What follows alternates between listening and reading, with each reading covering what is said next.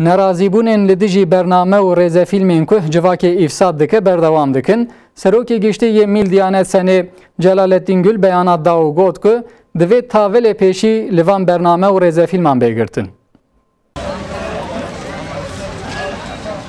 Di nav civakê de ji her alî û terefî ve nerazîbûn dijî bername û rêzfîlmên televizyonên ku ne li gor ehlaqin û ne li gor hêjeyên civakênên dewam dikin.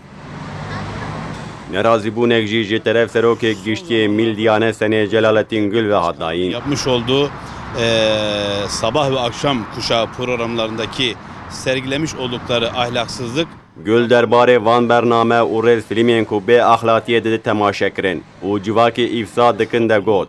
Ji bo ev bernameyan zêde bê temaşekirin dixwazin malbatê feda bikin, xira bikin.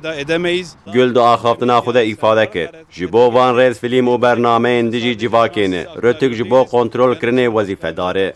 Divê Rûtik vê wezîfeya xwe bicîbîne.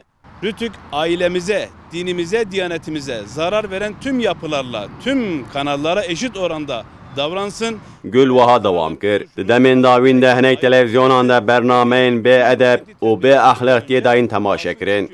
Civakê kirî nav tevgeriyek mezin. Xelk gelekî xemgîn bûye. Xelkê me ji van bername û rêzfîlman gelekî nerehet dibin. Gül di berdewamiya beyana xwe de îfade kir. Divê serrazkirinek bê kirin û Diyanet jî di Rûtikê de cî bigire.